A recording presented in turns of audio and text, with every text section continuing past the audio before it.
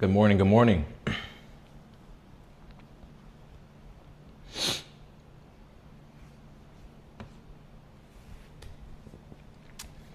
All right, everyone. So we'll get started here. A great day to you, my friend. We're just gonna give it like a minute or two, like always, just to kind of let a few people join. And then we'll go ahead and get started here with our gold analysis. We'll take a look at US 30 as well today.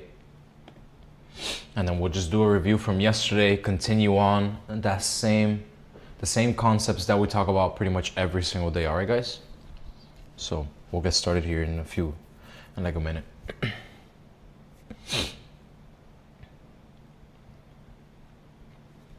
you guys notice that any issues or anything, let me know right now before I get started, but pretty sure I ran every check just fine, so.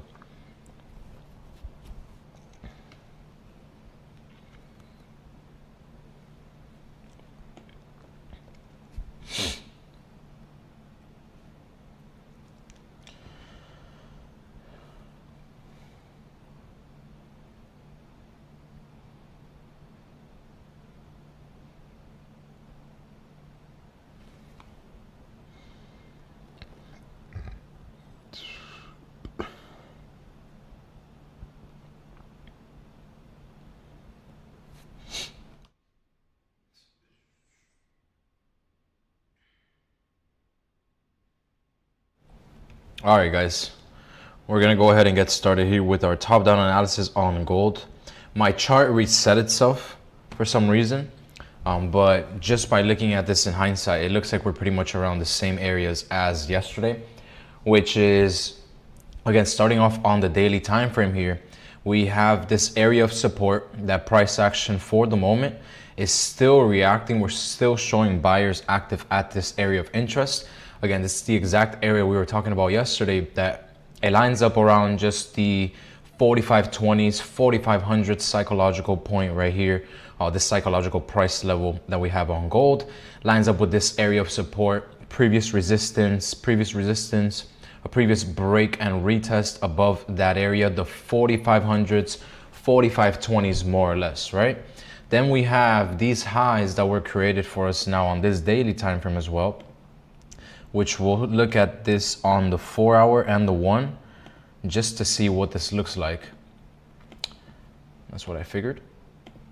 But all right, yeah, I think we can leave that just like that for now. Maybe move it down slightly to, let me see, look, yeah, this is perfect actually, because we have wick rejections on the daily time frame, wick rejections on the 4 hour, which you see that right here, the 4580s to the past. You also see that reaction. And then if we get on the 1 hour, we get candle bodies closing at the 4580s, okay? So we can leave this as our main area of resistance, and we have our main area of support. But in the middle of that range, we can see how price has also created this new high, or excuse me, not a new high, but it has created this high for us right here. So that way we have more ranges and more areas of reaction to use to our advantage, and we don't just have like a basic support and a resistance only, right? We have our main areas of support and resistance. Those will be those key levels that we'll mainly be on the lookout for. And again, just to have that visual reference here, the reason why we have these areas marked off is because in the past it has given us strong reactions off of these areas. Look at the wicks on the 1 hour right here, for example, reaching into the 4510s, 4520s and rejecting. Here you can see how price tried to push lower and overall still staying above that area. And it's kind of now stuck within this minor range that price is creating, right? At this point, we've made our move to the downside. Like if we have the overview of where price did this move from, we're coming from these highs over here, right? Price had a strong push down. We understand fundamentally why this push happened, in the sense of higher inflation, higher rates to stay on for longer. And so again, that makes sense as to why dollar has been climbing towards the upside, which we talked about, and why gold had such a strong move down. But now that with that information being priced into the market, you can see how price failed to really continue lower. And right now, again, we're kind of just stuck in this range And we're sort of stuck with the same ideas that anything above these 45.20s is still going to be more, I would be more cautious for buyers to step in unless we're trading below that area, which is what we were doing on, or excuse me, which is what we were looking for the other day. We don't have the exact zone right here, but that was similar ideas to what we were looking for in terms of continuation towards the downside. Now, yesterday, let's look at price action from yesterday. Price action from yesterday was this around here. We were trading, where was it? Oh, this is what it was. So yesterday's price action, if you guys remember, yesterday we were trading at an area of resistance, and we talked about the idea. Let's actually move on to the whiteboard here, because right now it's sort of mixed, but I want to talk to this with this about you guys. So yesterday, if you guys remember, the main ideas that we were looking for was buys above the 45.80s, which was this area of reaction here, and where price was reacting at that moment. But we understood that the only way for us to really be on the lookout for those buys was to wait for that breakout and look for break and retest, or take advantage of like short-term breakouts above the 45.80s, because we understood that overall the market was still moving down, and based off the technical rejections that we've seen in the past and the rejections that we were getting on the current price action that we were seeing yesterday, we understood that if we can't clear those 45.80s, then it is possible for price to reject that area and have a move down. If you guys don't remember, I'm going to show you what it looked like on the lower time frames. So let me just zoom in here on these lower time frames, because I'm sure you guys will remember once I show it to you like this. So it was over here. Give me 1 second, guys. Let me just find it. So this is what we were trading yesterday. So if you guys remember, what we were pointing out yesterday was, let me clear this, and please let me know if you guys remember this in the chat, so that way I see who's actually paying attention to these moves, because this is key right here. So yesterday, when we were talking about price action, again, we understood that we had rejected the area of support, which was those 45.20s. We understood that the overall trend, like on the daily and the 4-hour, was more bearish. We just needed to eliminate this structure that we were creating on the lower time frame, which was we were creating highs, lows, we had new highs and we had new lows, and price was still trickling its way towards the upside, right? You can see those pushes that it was having towards the upside. I even pointed for you guys that the structure that we were creating was slowly moving towards the upside, because every time we created a new high, price would do a pullback. We would create a new high, we'd do a pullback, a new high, and price would do a pullback. And the pullbacks were coming to kind of like this overall zone that price was creating on these lower time frames right here. This was that overall zone that we were looking at. And if you guys remember what I explained yesterday was, beware if price is trading above those 45.80s, because above that, we're basically still continuing with this bullish trend. So that's what we could expect if price action was going to continue to push towards the upside. But what did I tell you guys? Be on the lookout for price to break these lows after we reject highs, which we were looking at in case we were going to reject those highs. And notice how after price did this strong move down, you finally had the break below the area, and then price action basically did a break and retest before overall moving back towards the downside. Do you guys remember that? We literally talked about this specifically. So we were pointing it out as price was reaching new highs, and we understood very well where we needed to trade below for this overall move to start getting reversed, right? For us to see a potential pullback against the overall trend that we were following on those lower time frames. So again, just to point that out for you guys, you see just how clean price started to move once we started to, again, reject the highs, break those structure points. And then once you start to have those lower time frames align, it's like you have the lower time frames align with the 1, it aligns with the 4, it aligns with the daily. Look at how clean that moved right back towards the downside, right? So that's why right there, each whenever we do these sessions, I'm always going to show you guys what it looks like on the lower time frames, because usually we get those clues earlier on if we understand what we're looking at, which of course we do. So let's go back here.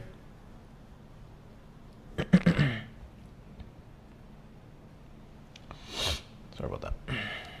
Oh, let me just change the angle there. There you go. Right, so we understand that. That's what we were looking at yesterday. And again, you can see how clean that move was towards the downside. But then overall, look at where price went. After we had that strong move down, say at that point, we were still following the overall sells of the market. Markets were moving clean. But then once again, we reached close to the area of support. At this point now, we're getting a little bit higher, which it was, instead of like the 45.20s, we ended up reaching only the 45.30s. Once price reached the 45.30s, once again, which was these lows right here, kind of like where price is creating this strong pushback here, then you started to see once again pushes right towards the upside. And that leaves us here.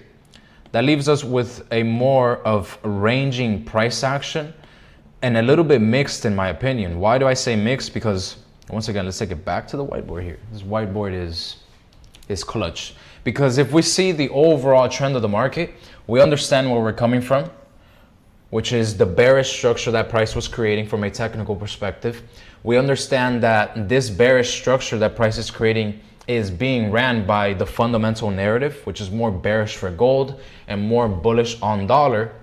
But now we're in this area where price is just kind of stuck within this zone here. It's stuck because we can't really break those lows and continue with the overall trend. And then each time that we recover off of the lows, price doesn't trend either. It kind of just gets to an area of interest, which is this zone right here, and it continues to reject. So it just looks like price is staying stuck within this area. But just by studying price action, what do we continue to see? We continue to see price reacting off of these zones here.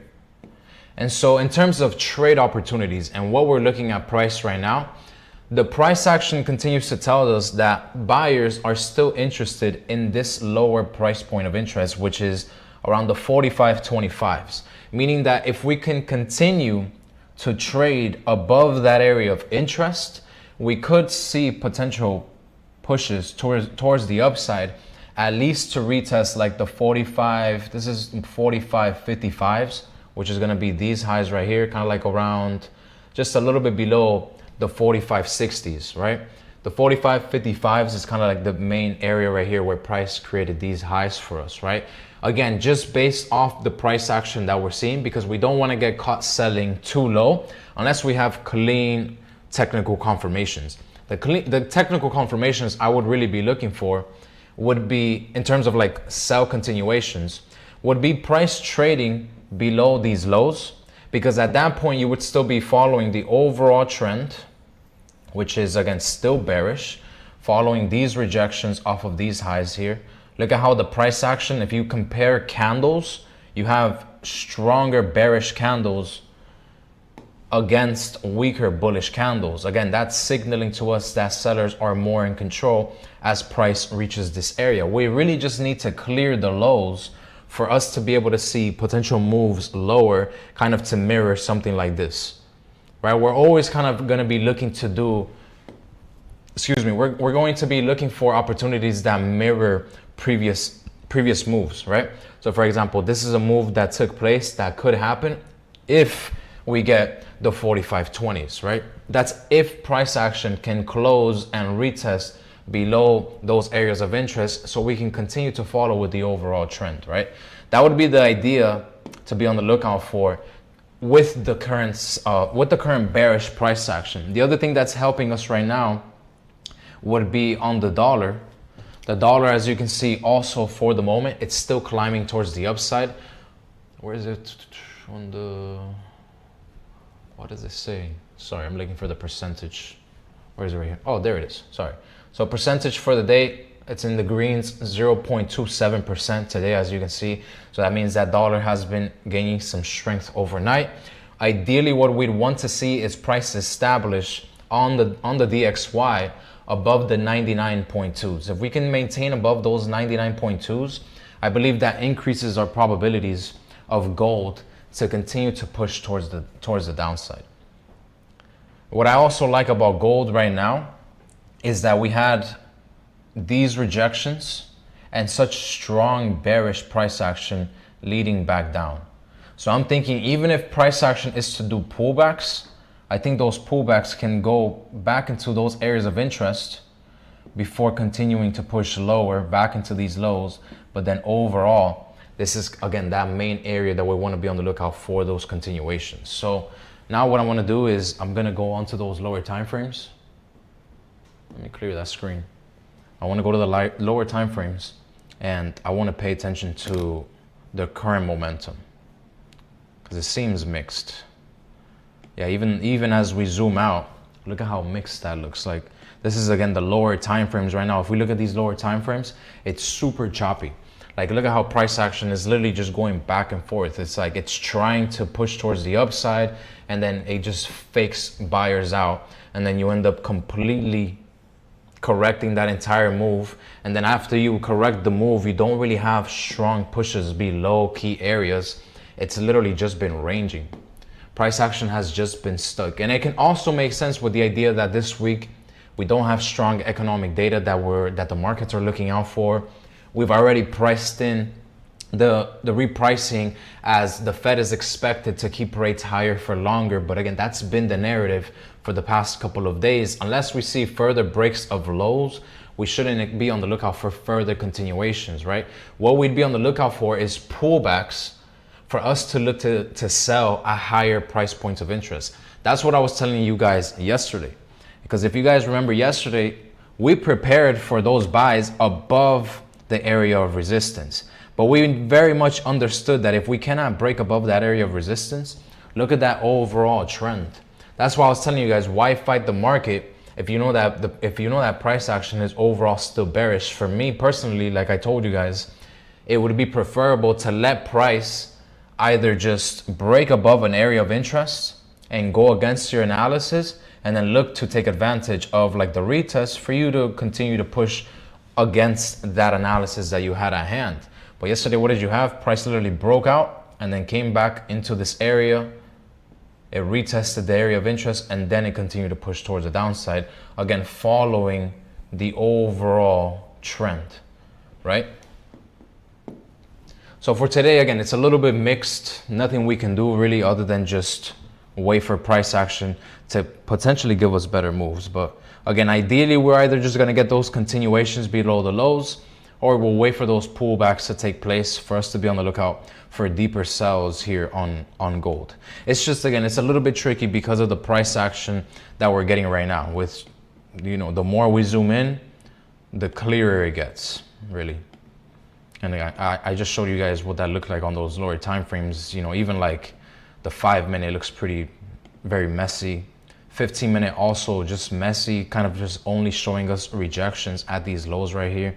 So today could be a patient day, guys. You know, for all we know, price action is just going to range at this area. So on days like this, I would say best thing to do is just, you know, keep that composure, stay disciplined. Don't really look to rush into any trades. Wait for better market conditions, wait for better confluences. That way you that way you train your brain to really take advantage or look to take advantage of opportunities when the markets are flowing in a better way. We got to learn how to read the price action and be objective about it. We don't want to be attached emotionally to the charts and then hope and pray that price is going to do one thing or the other. For all we know, some days, I'm sure you guys have said it, you know, sometimes the best position to have is no position at all, right? So take that into consideration next time you might be thinking of rushing into a trade. Plenty of opportunities to come. Today is, again, just a little bit tricky. It's like we're creating a range within a range. Again, this is what those lower time frames look like. Let's see what the 30 looks like. Yeah, it's literally, I say range within a range because I'm talking about this. It's like we understand that price is creating this overall range, right? Just to kind of point it out here. But then there's ranges within the range. you get me? Like, look at this, for example. It's in this small range within the range. So again, it's just overall messy. We want to see clean, we want to see trending markets, and trending markets, like I've shown you guys in the past, will be moves like you have here, where yes, you have pullbacks. Price action doesn't just move straight down. You can obviously see it creates lows, highs, lows, highs, lows, highs, right? Overall, it creates these moves that are easy for us to visually see on the market. It's good for us to see because we know the continuations are below the lows, and then look for retest at the highs, right? So it's like continuation below lows, look for retest at highs, continuation below lows, and you have your retest, new lows, new retest, new lows, new retest, and then you finally broke out of that structure that we were following here. You see how it shifts structure, and now we're following this, but then overall, again, it just gives us the same answer, which is price is stuck. It's stuck within this area because we broke out of the range, and instead of us starting to, let's say, trend towards the upside, we ended up just, let me show you guys.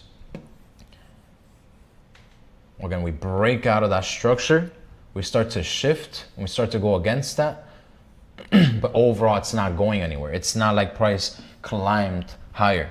Price literally just went to retest previous areas of interest and went right back down to the lows, right? So again, it gives us each way, and every way that we've looked at the market so far leads us to the same answer, which is price action right now, it's just stuck within this area here.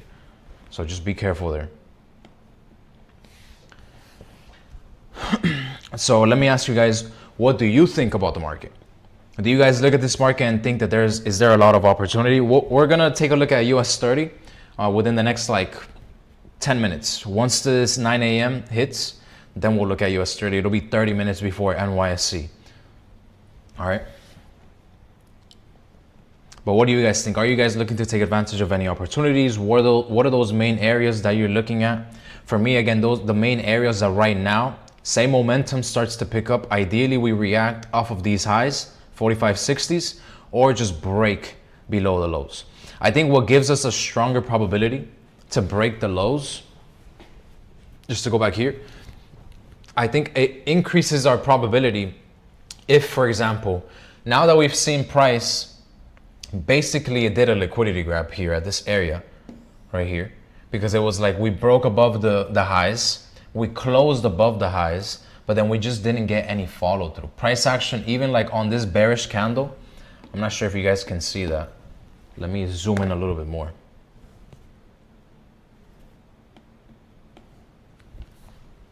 Look at how clean, for example, it's like price breaks above, closes above, then you have exhaustion at the area, still kind of lingering, I would say, above the zone, those 45.80s.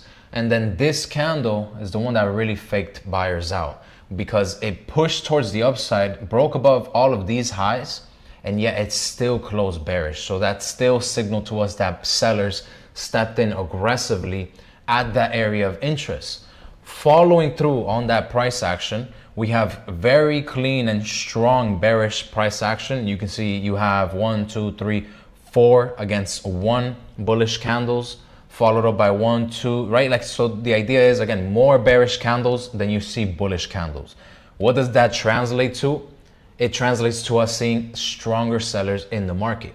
If that's the case, then let's follow through on that structure, which is we have a low here, a high, new low, and a high right here, and now we're back into these lows. This is the structure and the momentum that we're following off of these highs right here.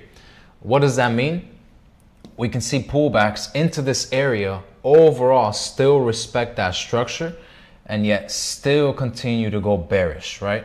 But what I wanted to show you guys is if we are to see, for example, an increased probability in price breaking the lows, in my opinion, it would be this.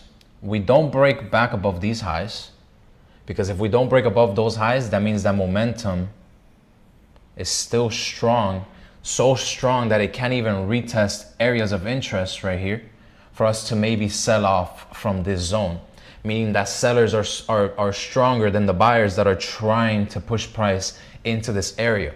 So what that means for us is that if price action, let's say, does not break above these highs, signaling that sellers are still strong and still following this momentum that we're on here, I believe that can increase our chances of breaking those lows. Obviously, we still need to break the lows, because for all we know, price can just reject the highs and just go to the lows and then just stay ranging. I mean, that's basically what it's done here. It's what it's done there, right? Doesn't necessarily work. It doesn't necessarily mean we will break the lows. But again, in my opinion, following that momentum, if we can't even get above these highs, momentum is still strong on the bearish side. That can increase the chances of us breaking towards the downside. That's just my analysis based off of the current price action. If we start to break above this area of interest, why I say that kills the momentum is because you're basically seeing price, again, move lower, just to kind of see this again. But then as it reaches an area of interest, you reject, and if you break above here, that means you had an aggressive rejection and an aggressive bounce off of those lows, and you're now climbing above an area of interest where at that point it increases the chance of you seeing a correction of this move and at least a retest of that area. But this area now becomes very high risk. It becomes high risk but also high reward, in the sense that if you sell off of those highs, you have little risk that you need to put on the market for potentially a pretty large reward, which would be at least another retest back into these lows right here. But again, it just makes it a little bit more high risk. So in my opinion, ideally, in terms of momentum and optimal price action, my favorite word, we want to see no further breaks above those highs and strong breaks below those lows. That way we can just clear those range lows, and we have a much clearer perspective, a clearer view based off those technicals there.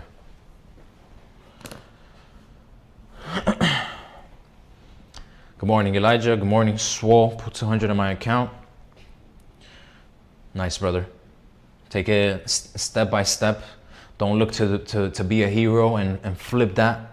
Step by step, you know, $20 at a time, $50 at a time. And you'd be surprised what consistency can do to an account. Elijah, I think this is a nasty range.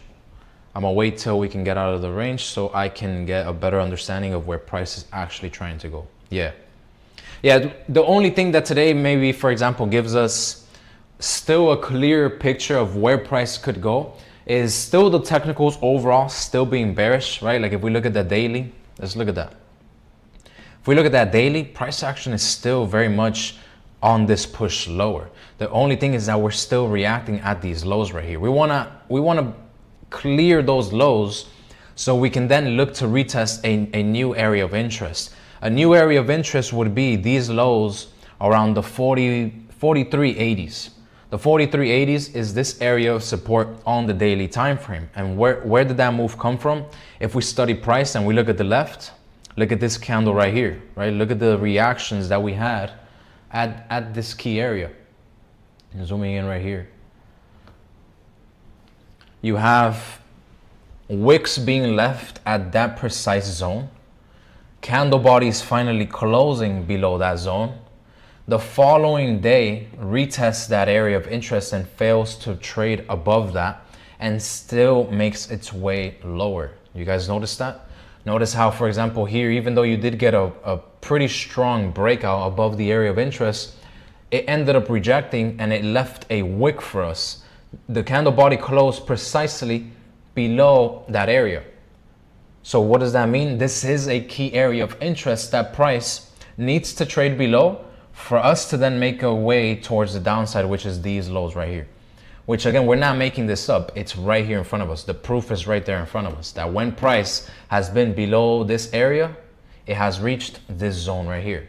That's why we want to clear those lows so we can make our way down into that area. I'm not saying hold your trades all the way down there, but I'm saying once we do clear that zone, we're now in a new range. We're now in a new range where price can potentially, like I've said before, mirror these moves right here.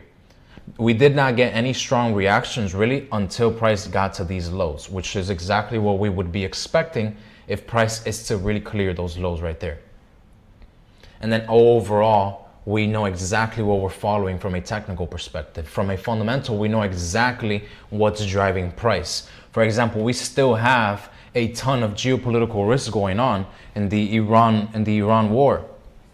There was supposed to be military strikes today, which Trump, I believe, called off.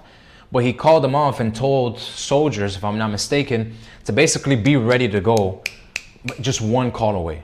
That still leaves a ton of uncertainty in the market. And we know that all of this uncertainty that has been involved in the market with the war in the Middle East has been keeping yields a lot higher. As investors, seek these much more safer risk assets here, or excuse me, safer assets, not risk assets, excuse me. Kind of going away from gold and going into more safer assets here, which again is these yields. Because remember, gold does not pay yields. You got to sell gold for you to make any money. So a ton of investors are just holding yields because that's basically free money. That's free money that you just basically hold, and you're getting that yield, right? It's like a for sure given to you. As an investor, it's hard for you to say no to that, especially when gold is so high and it's so expensive. And the idea that now potentially rates are going to be higher in the US, and not just stay higher for longer, but actually potentially see a rate hike. That's the other thing that we have seen get introduced to the market, which is something also that's new. We were not talking about any rate hikes at all. Rate hikes were definitely way out of the picture. And now with these inflation pressures coming back into the scene, now all of a sudden the Fed is preparing itself to potentially see higher inflation. We understand what happened the last time the Fed got faced with higher inflation problems. If you guys don't remember, I'll be happy to point that out for you guys, just to do a quick review. We've seen how the Fed reacts and when they've been dovish and how price reacts to that. We've seen how price reacts to when the Fed is a lot more hawkish. So just by having that basic understanding right there, when we look at the markets, we're not lost. When we look at the dollar and we ask ourselves, why is dollar more bullish? Well, we know the Fed has flipped into a more hawkish tone. We know the Fed has gone from, hey, let's get rates lower because inflation is slowly moving down, to now, look, we have inflation pressures. We should not be looking to do any rate cuts in this year, in 2026. Contrary to popular belief, which is that, oh, Trump wants rates down, that means that rates are going to come down. I believe the Fed is a lot more objective than that. I believe they're looking at data and thinking, yeah, there's no way for us to do rate cuts as inflation climbs. But all right, look at gold right now, guys. We had the 4-hour candle closed. Let me see. The 4-hour candle closed above our area of interest with a rejection, but overall right now, this new 4-hour candle that opened about 5 minutes ago is climbing, is pushing towards the downside right now. So I think right now with the momentum that we were talking about earlier, this is good because we didn't get the retest or price climbing into these areas of interest, meaning that this momentum that we're on from these highs is still good, even though it technically above the 45.30 still means that we're in a range. Does that make sense? So again, let's look to see how far of a push we can do on gold here. Let's look at these lower time frames. Where can price pull back to? Off of this current momentum. All right, so off of this current momentum, we're finally clearing those range lows, as you can see. Let me clear this.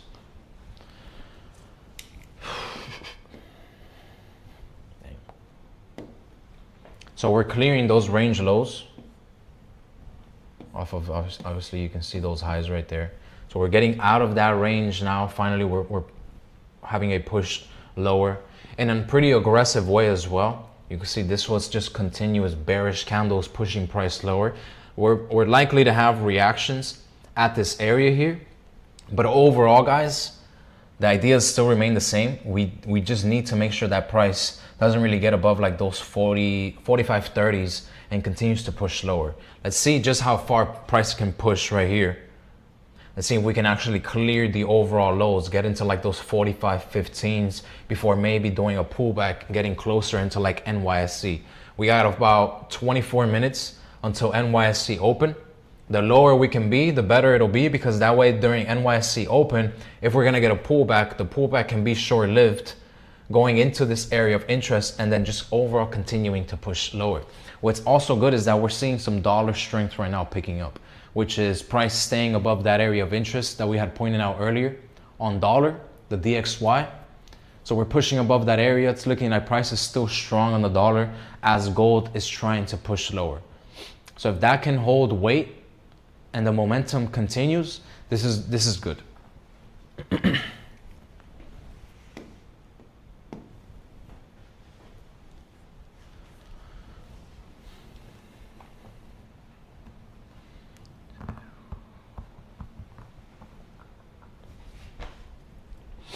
And guys, for those of you that are in the chat, if you haven't subscribed already, make sure you do, so you can always get those notifications. And for those of you that are subscribed, did you guys get the notification when I went live? It should give you a notification. If not, I think as soon as like you get on YouTube, you'll see that I'm live right away. But all right, let's oof, look at that push right there. This is already below those lows. How much of a strong push was that? This is already over 100 pips right here, guys. Below those lows, below those 45.30s with this current momentum that we're on right now.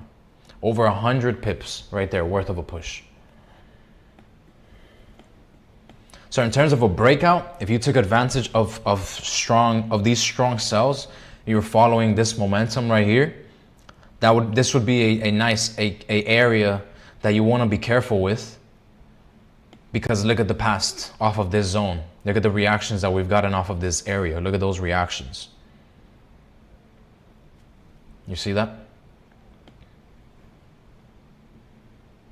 So you don't want to get, okay, you got the notification, nice. But all right, pay attention to price action. Again, if you took advantage of those moves, keep in mind your risk management, how you manage your positions.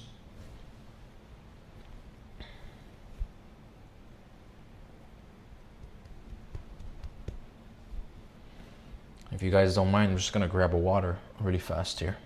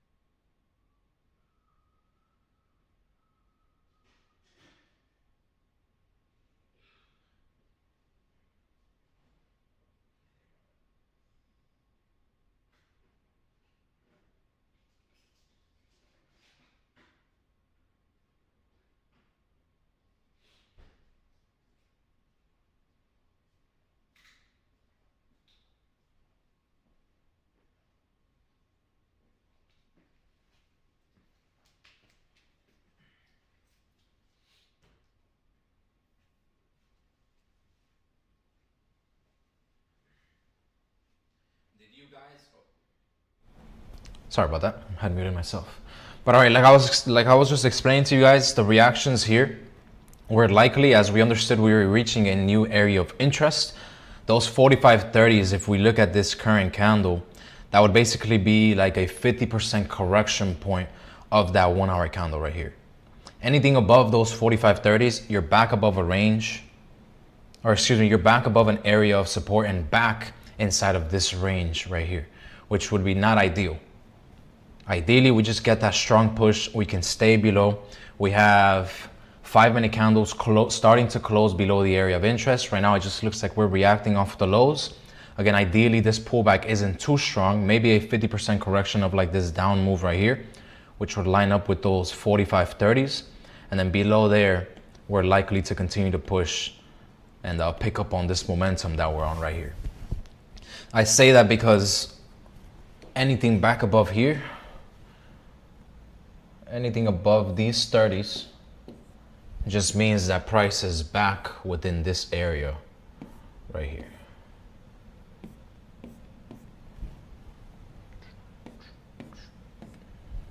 Which should be this.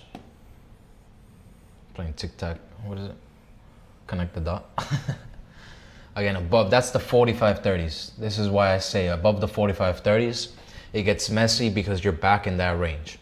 At that point, when you're back in that range, in terms of sells, you don't know if price is gonna get to the middle of the range and then maybe sell off. You don't know if it's gonna get maybe to these highs and sell off. You don't know if it's gonna go as high as this and sell off, but it's above the range that things get tricky. Below that, we know momentum is likely to continue. We gotta now break these lows below the 45.15s, which is the area that I pointed out for you guys earlier. And we know, okay, momentum can pick up below that area because we're clearing lows at that point. That means that we have sellers strong enough to push below previous areas where price has reacted. Kind of telling us like the buyers that are here trying to push price up, as we break those lows, we're basically just eliminating those buyers. We have more strength, more dominance on the seller side. That's basically the clues that price action gives us. 2 minutes until that 5-minute candle closes, which will be a 15-minute candle close. Let's look at that we're looking at this on the lower time frames now.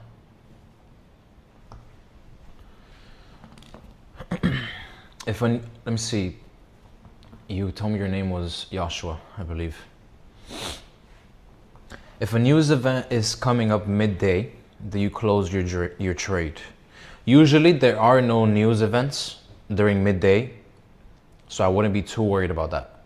The only events that take place in the afternoon or midday, depending on where you're at actually. I don't know if midday for you is 8 a.m. for me, so apologies there. But for example, me, I'm on the East Coast, I believe, Eastern time. So usually around midday, there isn't any news events. What you do have during those afternoons is FOMCs.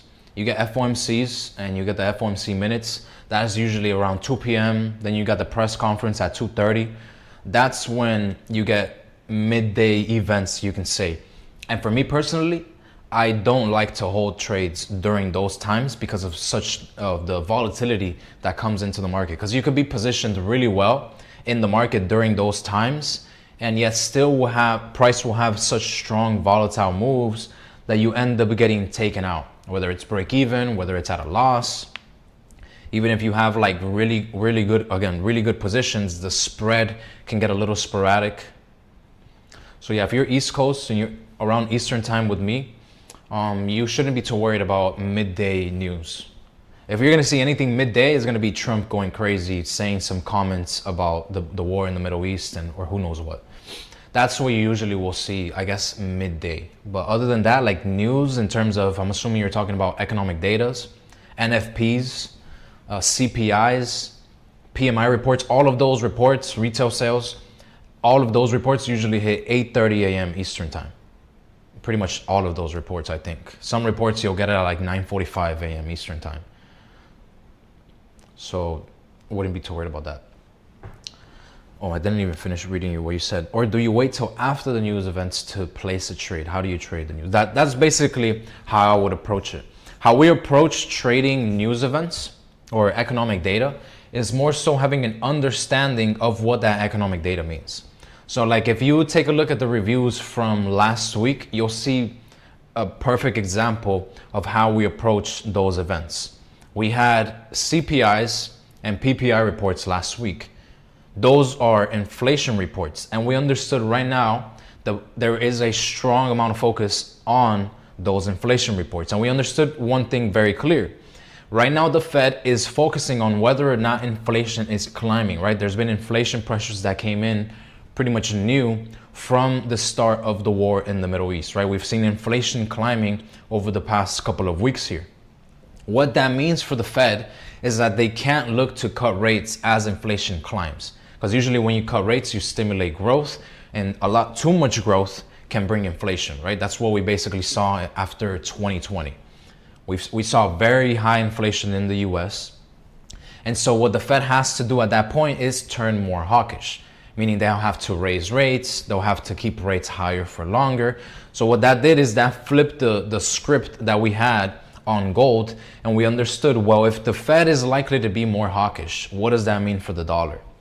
What that means for the dollar is that the dollar can stay more bullish, right? To give it to you in more basic terms. And you can look this up as well.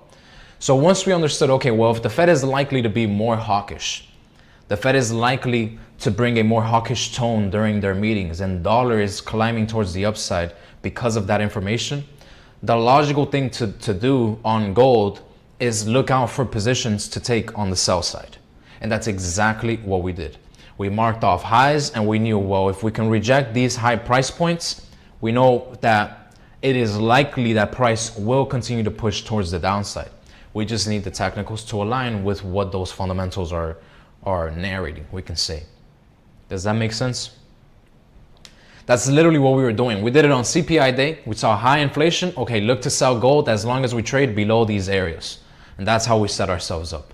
We wait for those areas to get reached, and then you take your trades accordingly based off of the entry confirmations that you have on your technicals.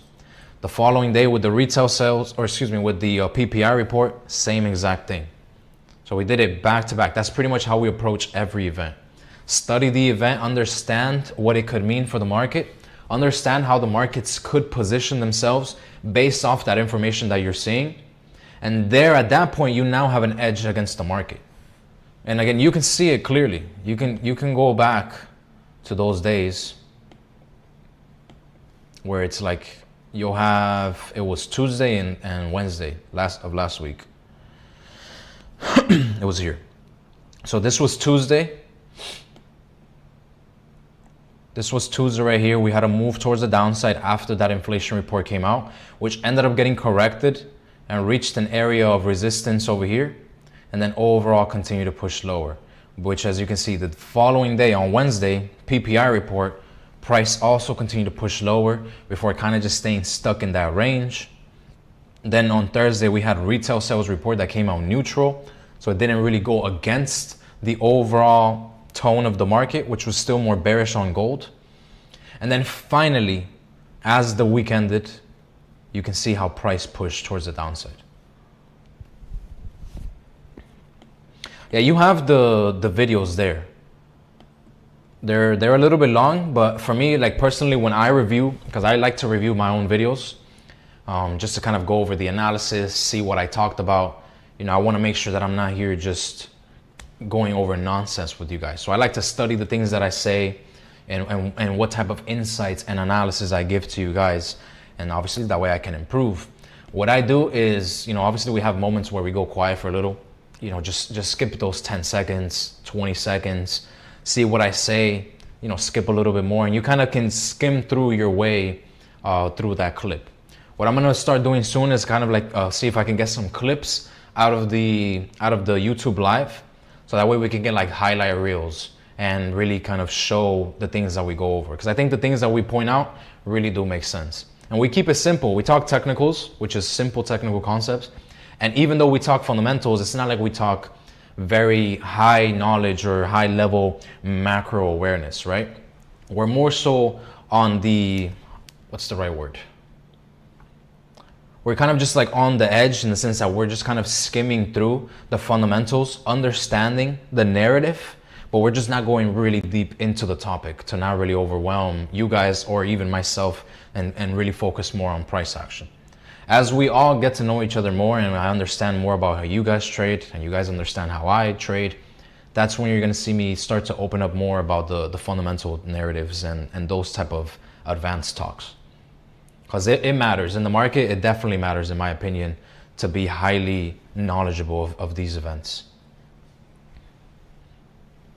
Because for the most part, like I know a lot of people you can get away with trading technicals alone. If you have really clean technicals and really good discipline, sure, I'm not going to disagree that you can't just keep it simple and go with that.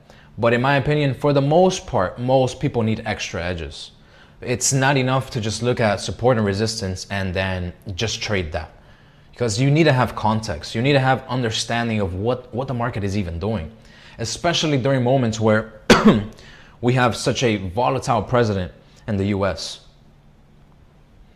Where it's like right now, if you are completely ignoring the macro awareness and the fundamentals of the market, you're completely unaware of everything that's been driving price.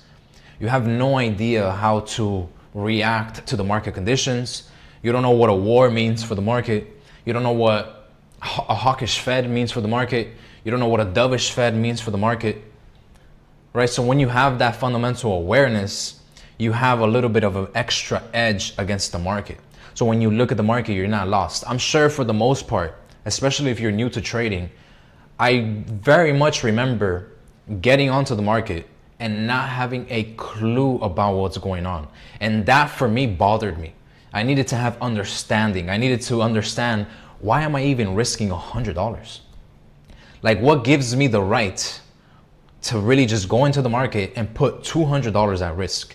It bothered me personally that I didn't have that understanding. So what did I do? I started trading. I started understanding and diving into fundamentals. And what did I find out? That fundamentals, for the most part, drives these market moves. When you zoom out and you see those large moves that take place in the market,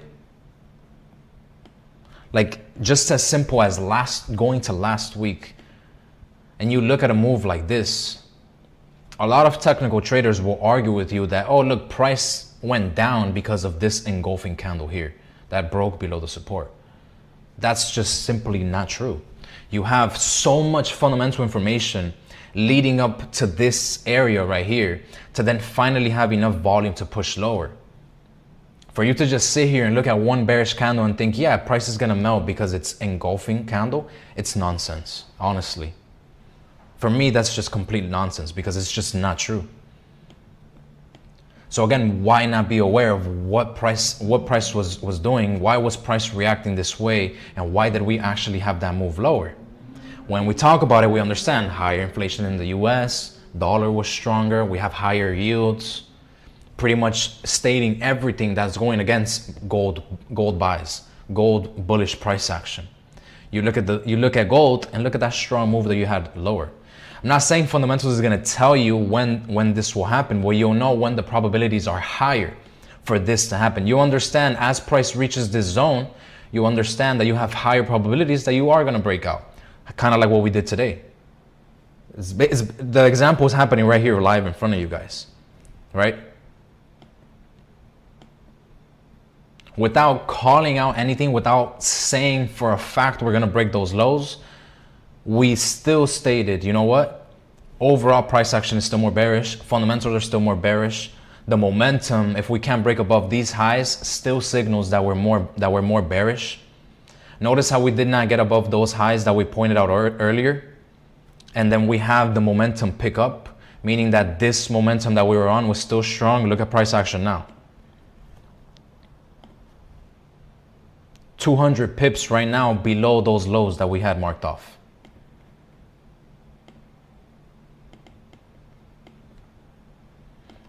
Look at price action. Study this further. What do you see now? So you have understanding. What did you get? You got the breaks below the lows.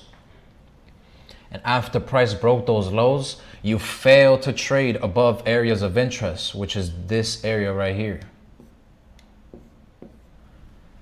Again, what does that signal to you as a trader based off the technicals? That as long as we can't break above areas of interest, then that means that the momentum is still carrying on. As we reach these lows, we have stronger probabilities of it breaking lower because price action couldn't even break above into that range. So what does price do as it reaches the low? You break out aggressively, following the overall momentum that we're on. Was this or was it not what we were talking about in the beginning of the stream before it happened? I want to know.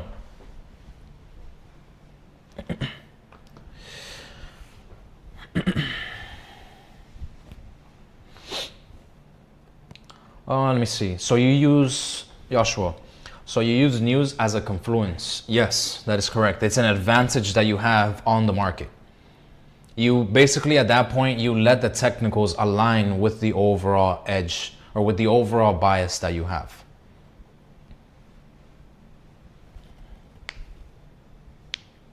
Because remember, markets is about probabilities. That's really how I look at the market and how most people should be looking at the market. It's about probabilities. What's the chances of price going up or down? And you use technicals and fundamentals to give you that answer.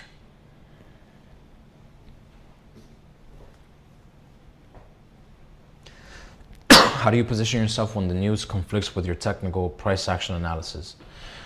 I would say at that point, at least for me personally, I simply sit out. Like if I can't get technicals to align with the overall fundamental narrative, for the most part, I'll sit out. Like I just won't look to take trades. I'll wait for price to really align with the overall fundamental narrative. Because for me, the way that my trading journal or the way that my trading journey has gone has signaled that my best trades come when I trade less, and then I also have a strong fundamental narrative. You know, I have a strong reasoning as to why price can do what I believe it's gonna do, which is what I use the technicals and the fundamentals for. So that way when I journal, I know I'm journaling something that is repeatable, which is what I always tell you guys. Repeatable actions is what matters. It's not about winning or losing. It's the fact is, can you look to do that again? The same way that you just did it. Is it whether it's the breakouts, you're looking for the same type of breakout moves. You're looking for the same break and retest. You're looking for the same pullback plays. The same rejection plays. The same technical concepts. Notice how for you guys that maybe just joined not too long ago these sessions, have you noticed a pattern of what we do? Which is top-down analysis, but then we dive all the way to the 1 minute and use this 1 minute to our advantage to give us more clues about what price action is doing.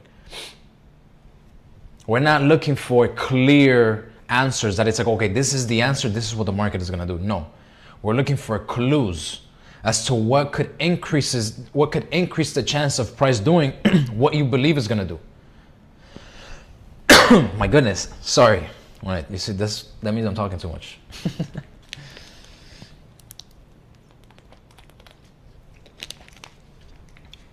It's always pointing out scenarios based off of those probabilities. It's never about, no, price is going to do this, price is going to do that. I'm not a fan of that type of analysis. There's just no need, you know. But again, once more, in live price action happening in front of you guys, look at gold. You had the breakout, you had retests of those areas of interest, and then further moves lower. That's below the lows, over 300 pips right here.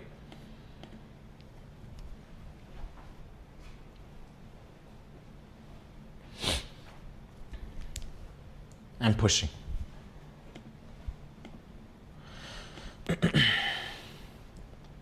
Notice that other clue that we talked about earlier. You ready? What I just put right there? What were we talking about dollar earlier?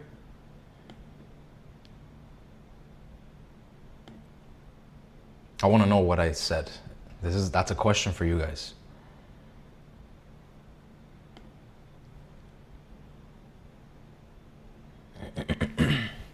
Elijah, it's all good, brother.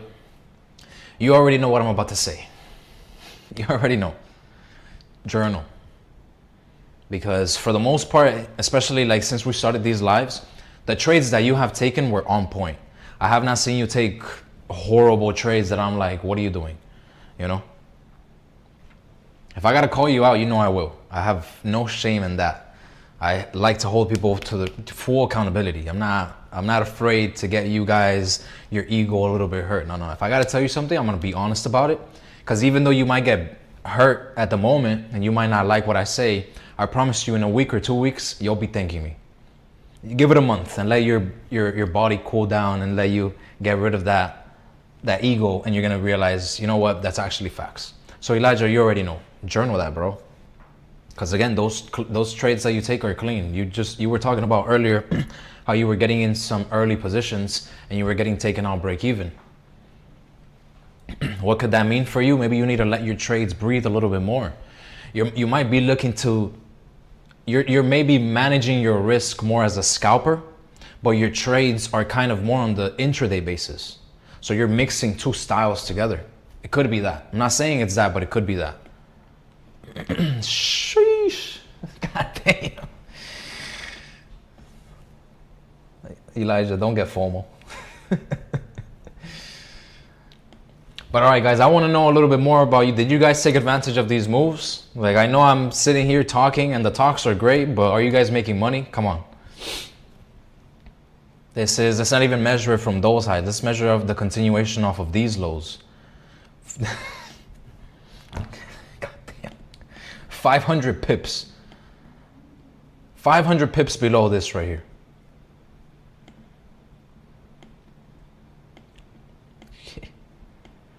Where are we reaching at this point? Now we've broken these lows. At this point, we're just in a new land. God damn.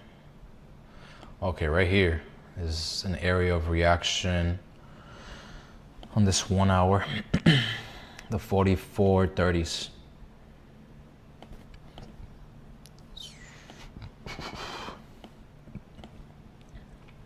Yes, no, any trades, anybody? I'm hoping it wasn't just me talking here.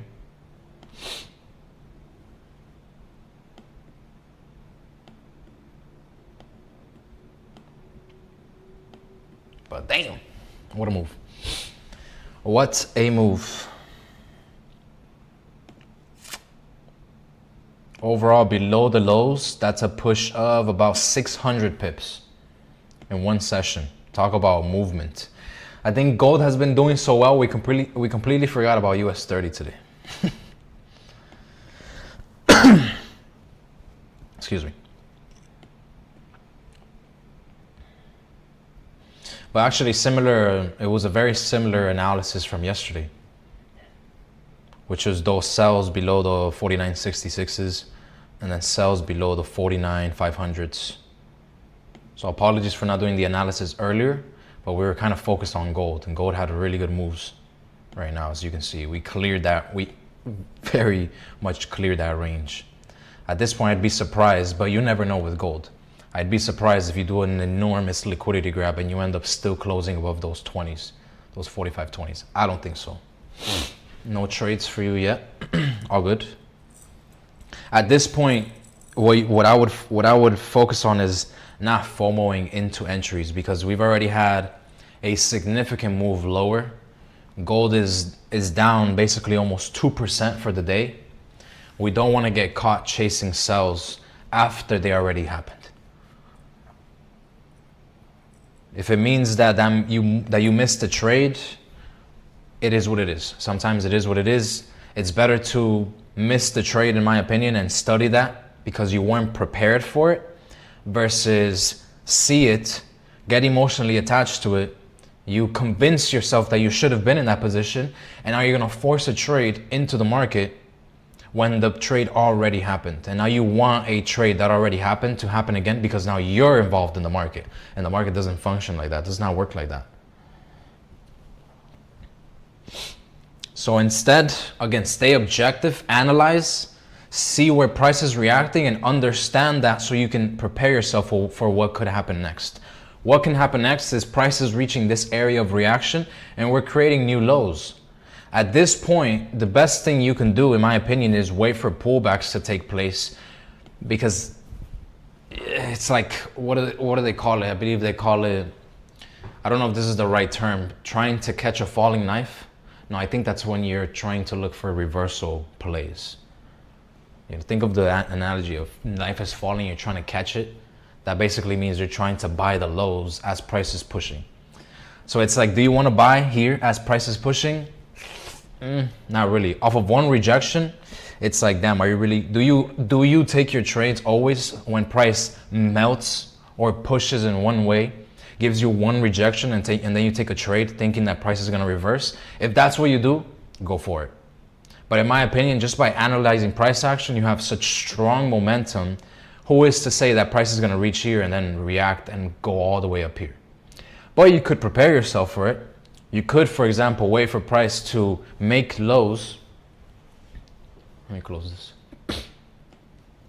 You can wait for price action to create lows, and you have previous areas, previous highs. For example, like you have this low, this high, and now you understand, well, this is the high price point that price can yet pull back into and sell and overall still be bearish, because you have a lower time frame structure point lining up with an area of support where price, if it's to retest this area and not get back above into it, which we know is where price was ranging above or pushing even higher above that area, we know probabilities are still on our side.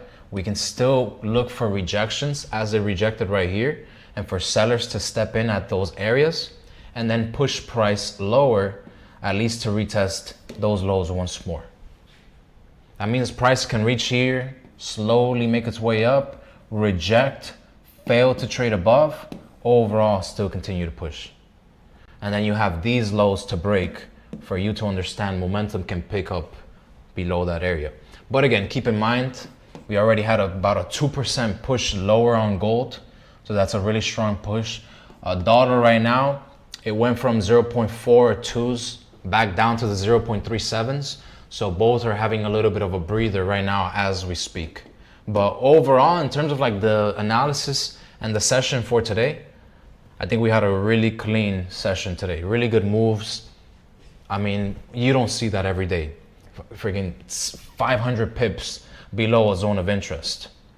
That's for something for you to take advantage of, at least, 50 pips, 100 pips. If you're an even shorter scalper, you could have taken advantage of these sells or maybe the continuations, right? Study those moves and understand where that came from. If you're a new trader and you are now just looking into how the markets are moving, understand the conditions that price is at when these moves take place, which is, for example, if you write up here, excuse my handwriting, you have fundamentals more on the bearish side, and then you got technicals. I don't even know why I'm writing this, because I could just say it to you guys. Bearish. We'll put overall, because it was daily and the 4-hour bearish. The 1 and the 30 and the 15 were more mixed. You get me? But overall, those higher time frames were more bearish. So I write this down because now it gives you an understanding of when price action was flowing strongly, which is when the fundamentals were bearish and the technicals were bearish. You had, if you write up even more, let's actually write this a little bit more clear. But before I do that, I think I saw someone say something. Elijah, have fun, my friend. Take care. Stay positive. And just journal, bro. Keep on pushing. Oh, how long did it take you before, sorry, I'll say your name, Joshua. How long did it take you before something clicked and you finally became a professional trader? Did you backtest a lot? No, I did opposite of backtest, which is live price action. I used to, for me, it meant more to trade on a $100 account, $200 account, taking setups that were literally, I would make or lose $5 max. That's 5% on a $100 account. You know, this was years ago, obviously. So I wouldn't say something just clicked for me, but little by little, as you journal and as you track your progress, you'll be able to see you'll be able to see whether you're improving or not. So that's my advice to you, is just make sure you're journaling and don't look for something to click. Don't wait for something to click with the markets, because the markets are forever evolving. You forever have to be learning. I think what you need to focus on more is looking for that strategy that works for you. You know, try and find out if reversal trades are for you. Find out if continuation trades are for you. When do you feel most comfortable in the market? Do you feel comfortable when price action is very bearish and fundamentals are very bearish? So you have fundamentals in your favor, technicals in your favor, and then you look to take trades. Write that down, so that way you know both of those things need to be involved for you to even take part in the market. You know, you got to make sure you have these things written out, so that way you have a clear understanding of what you're doing and whether or not it's actually working. So look for that more than like, oh, it clicked. Because I believed that I had reached a clicking moment, and that clicking moment actually took me downhill. And funny enough, it was one of like the first months I ever had like a really profitable month. I had a really good month. I had flipped an account basically, and I had great returns. For me, I hit that moment and that dopamine spike, and it was like, damn, I've made it in trading. I've made money. I've traded this amount of times. Look at how much money I made. I can do this forever. Yeah, right. Right downhill. That confidence and that ego got me too hyped up. The following weeks were horrible because I thought that I just understood the market. I thought that it just clicked and I was good for forever. That was not the case. It's again a forever evolving game. You got to learn to manage your risk differently during different market conditions. But again, that's what we're here for. And I'm here to provide that insights, that analysis. Notice how we take it step by step, level by level. I'm not here to tell you guys hold trades or look or only look to take this.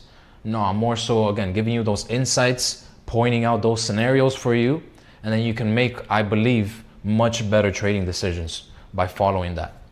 Like there's not going to be a time where you're going to see me here just talking about nonsense. I'm always going to talk technicals, always going to look to align it with those fundamentals, and then we study the markets. Today was another great example of that.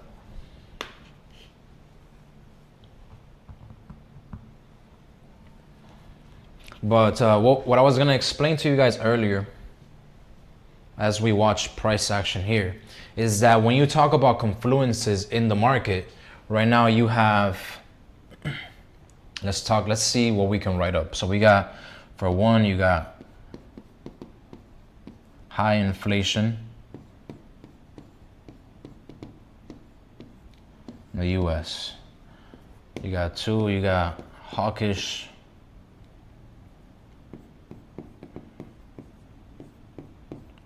Fed, you got rate cuts,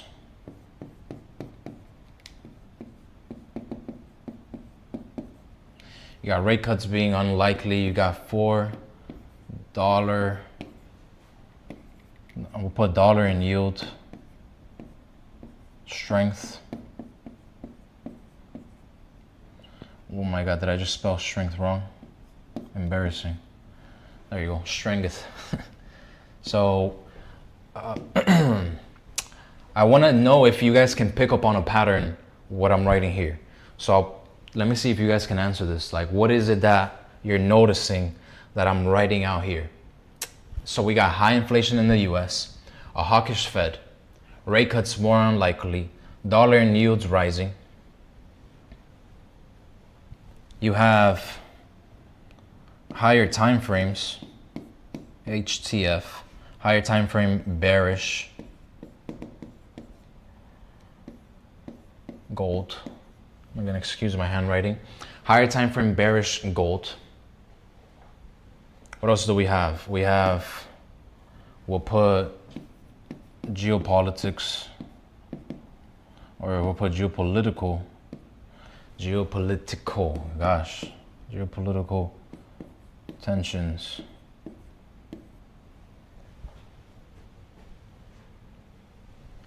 What's the pattern that you guys are noticing here? What is the overall goal? Like, what does this give you right here? What answer does this give you? You basically got to fill in the blank, excuse me, and the blank. This is what I'm gonna write out. Stronger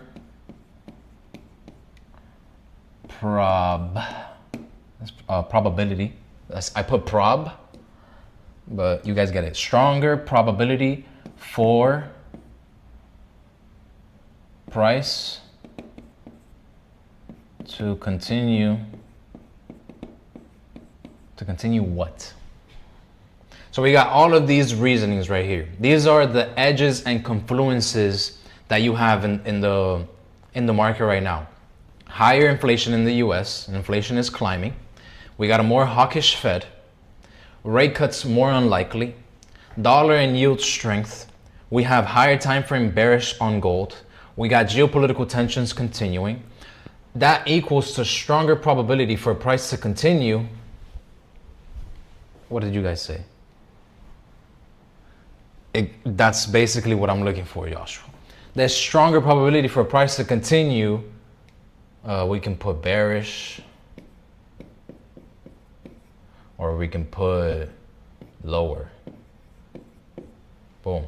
That's the answer that we get to.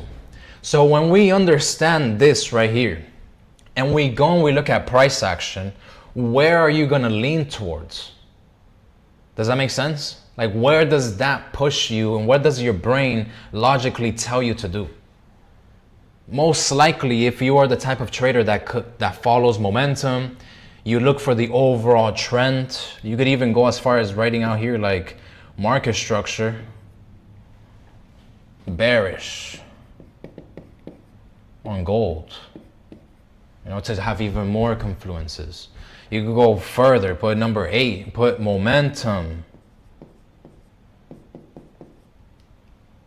pushing lower.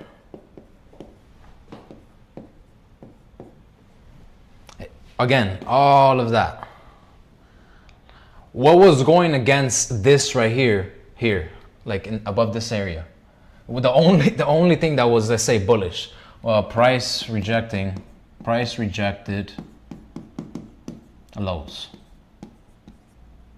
/ support. So when you look at the market, this was, let's say, what was in my brain without obviously writing it out for you guys. But now that we're here, we've already made our move. At this point, we're studying price action. We have all of these confluences on gold that are pretty much pointing for more bearish price action, which, Joshua, thank you very much, to continue down, to continue lower, against price rejecting the lows and the support above the 45.30s. At that point, what I tell myself is, I'm gonna wait for price to break the lows so I can follow this, and I don't have to hold a trade because we just have this. Does that make sense? It's like, okay, well, price rejected the lows and we have a support. Does that mean I want to buy gold? Not really. At least for me, that's not what I'm looking to do. I'm looking to sell resistances or look for breaks and retests below areas of interest so I can overall just continue to follow this. I just want to follow this. I want to follow that overall market narrative. I want to follow the stronger probability moves. Stronger probabilities give me more of a chance to beat the market that is already very much going against me. If I have so many things going against me in the market, I have my own brain that goes against me sometimes. Why am I going to choose to fight the market itself? There's no reason. It makes way more sense, in my opinion, to just follow through on what the overall narrative and what the overall market is doing, and you can look to take advantage of moves like this one. Again, this is not random. This is the overall tone, the market sentiment that we're seeing right now in the market. So again, overall, the main thing that you want to get to is, where is my strongest probability going to be at? Is it going to be on the buy side? Is it going to be on the sell side? Does that make sense for you guys? Hopefully it does, because that makes sense for me.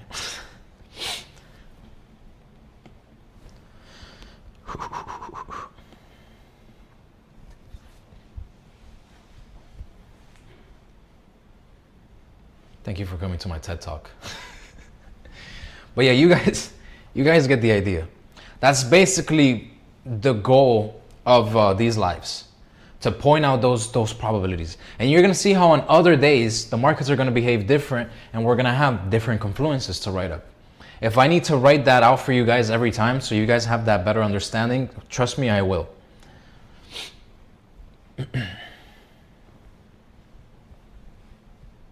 Because again, now pay attention to this. Hear me out.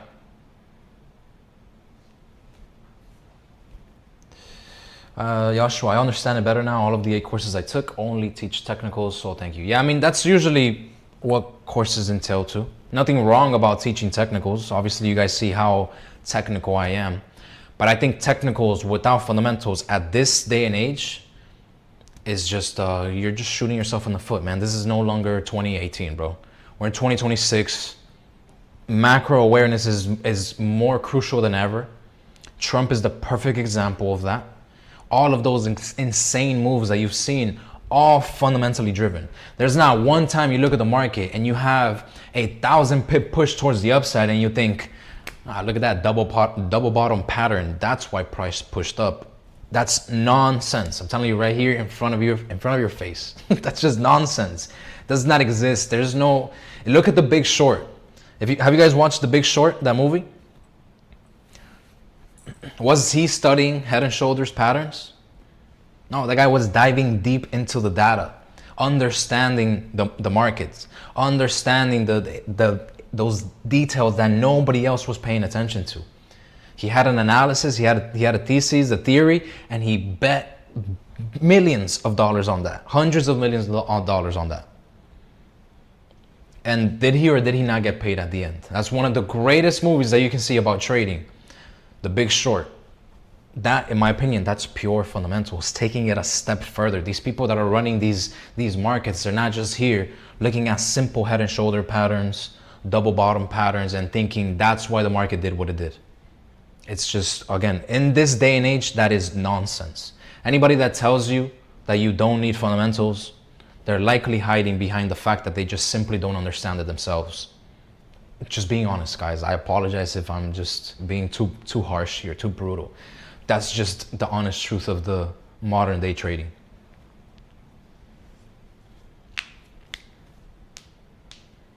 And again, I don't know, tell me in the chat if you disagree. I don't think I go too in depth on it. Like, I'm pretty sure I break down more technicals than I do fundamentals itself, but still the ideas come from those fundamentals itself.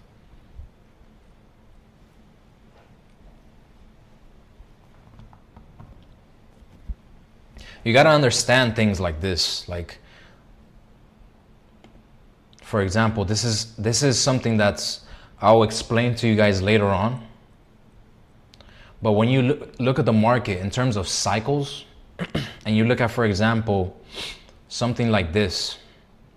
This is the best example I can give you guys. These moves down, like look at, for example, look at this real quick.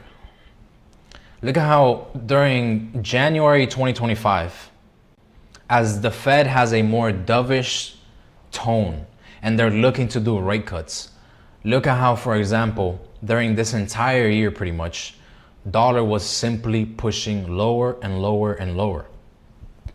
Let's go and translate that onto gold.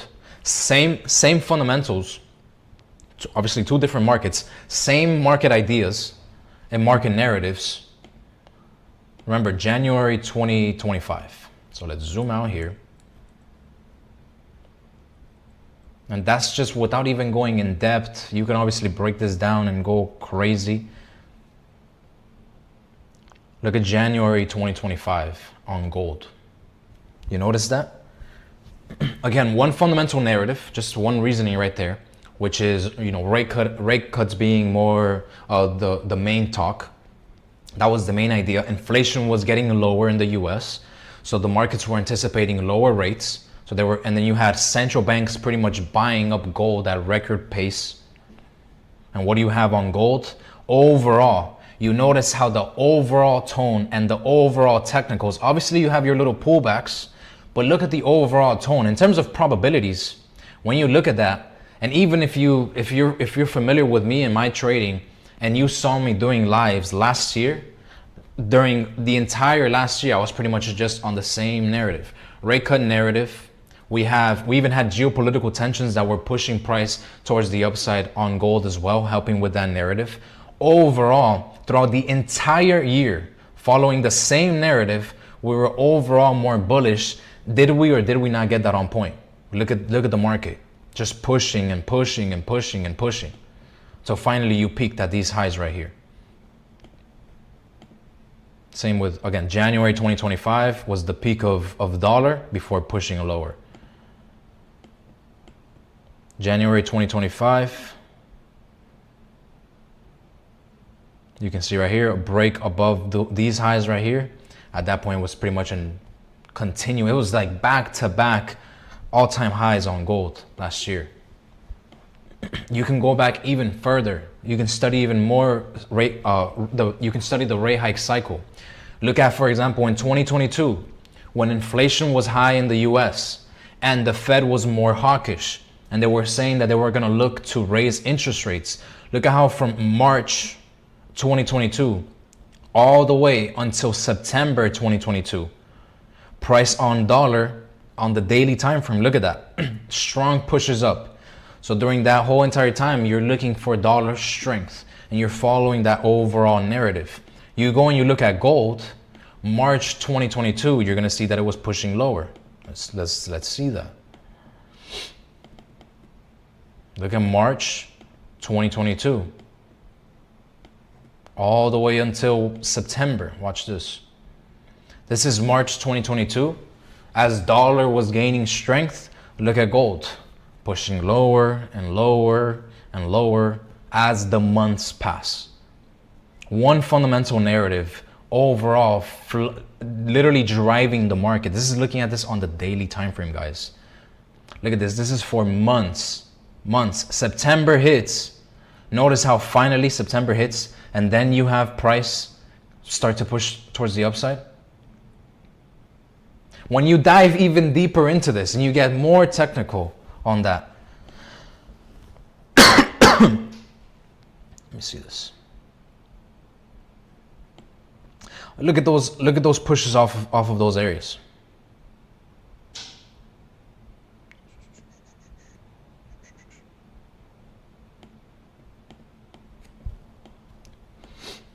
You guys get the idea, right? Look at how when gold finally stops at this zone, you look at the dollar, and it was the same thing. September, October, more or less, dollar starts to push lower. Gold does the exact opposite. Do you guys get the idea? Do you see the importance of understanding those fundamental driving factors? Let me know. Again, it gives you that overall tone, the overall understanding, the likely scenario. You're basically you're positioning yourself with investors at that point who are paying attention to these macros. These people don't just look at a chart and go, yep, $1 billion here. Look at that clean engulfing candle, I'm gonna buy. That's not how it works. At the high level, that's just not how it works.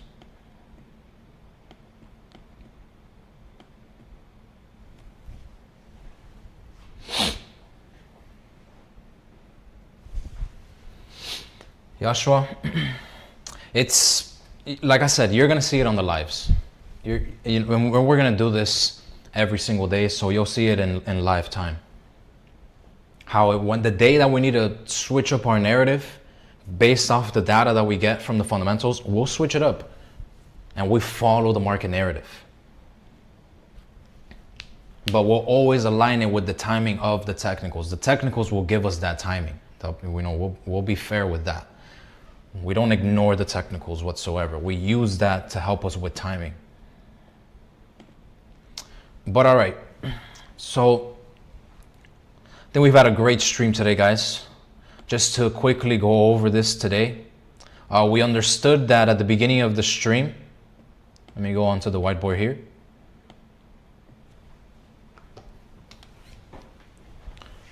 And Joshua, believe me, I'll show you guys even the articles, the facts. Like we'll get deep with the talks. I promise. I don't really want to do that right now as we're getting comfortable with the sessions. You get me? I want to make sure that we first, give value in terms of like what we're here to do, which is to make money. We're here to make money. We're here to follow a proven system. We're not here to mess around. That's the first thing you want to make sure you understand. You understand what you're doing. Understand you're putting money at risk in these markets. It's a serious thing. This is a serious job that you're doing. It's not a joke. So make sure you don't treat it as one.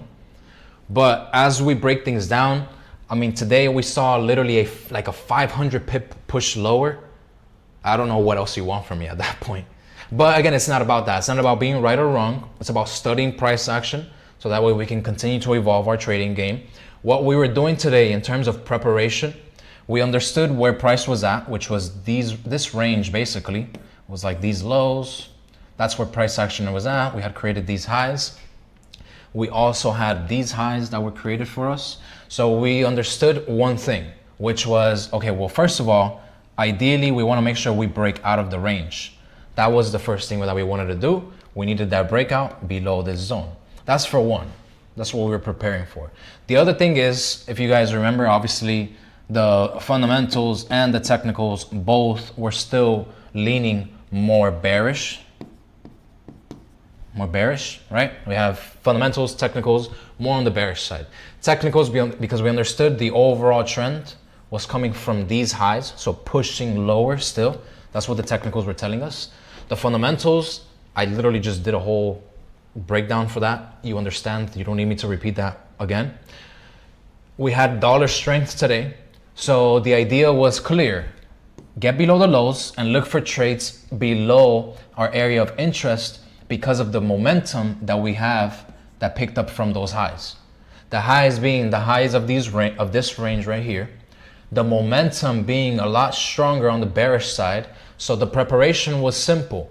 Either we wait for price to break these highs and do a deeper pullback into this zone for us to then look to sell back into this area, or at least back into this area right here. But if you guys remember, what did I say? If we cannot break above this area to do that deeper pullback into these highs, and obviously we understood above here would be deeper pullbacks then. Notice how I'm still aligning technicals, even though our fundamentals are still bearish overall.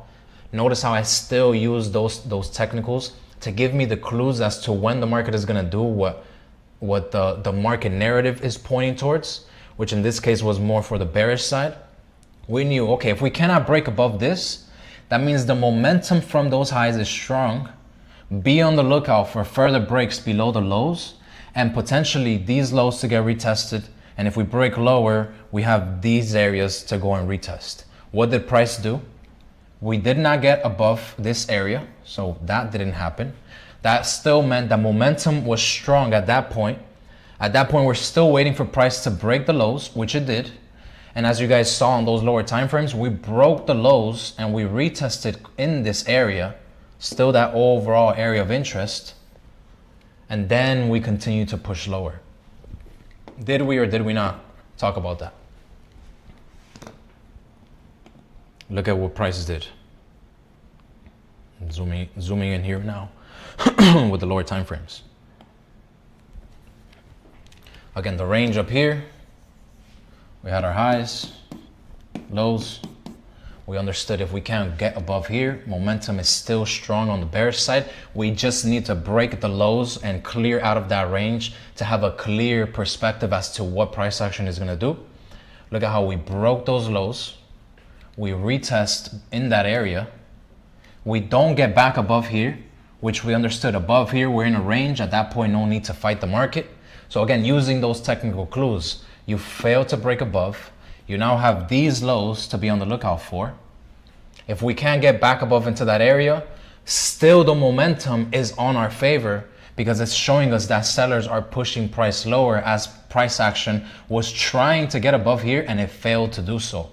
That means that those sellers that are active in this area are still much stronger than the buyers that are trying to push price back up. Again, still signaling to us, bears are more in control. Look at that move that took place afterwards. We finally paused here. We know, okay, continuations are below here. If we start to break above these highs, wait for maybe some deeper retracements as price can correct some of this move. Right now, we're back at these highs, or we've reached this high point pretty much already, and we've rejected this now twice. Following through exactly with what we're doing, we know momentum is still in our favor. As long as we don't get above here, that means that price can still very much go up here. Reject anywhere between here, here, here. We gotta break these lows now to continue to push further lower back into this area. Makes sense? Yes or no? W's in the chat, ones in the chat, yeses in the chat. You guys, I think you more than understand that. But with that being said, unless anybody has any more questions, I believe we can call it a stream. Very good stream today. Another great example of price action flowing really clean in our favor. So once again, I appreciate you guys for coming out, paying attention. We'll look to continue doing this every day objectively. Just now at this point, make sure you journal, stay composed, protect your capital. Above all, protect your capital. Go always more defense than offense with the market. If you can defend yourself properly in the market, the wins will be a lot easier.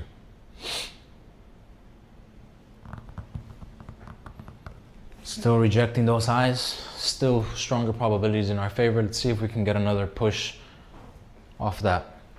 But all right, guys, looks like we're all good. I don't think anybody has any questions.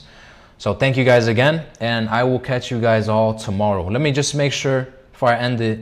Okay, tomorrow is just FOMC minutes, but this is at 2 p.m. So we won't even be live during this time. I'll make sure to go over that on Thursday and to see if there's any information that we can use to our advantage. But so far, we don't really have any economic data to really be on the lookout for.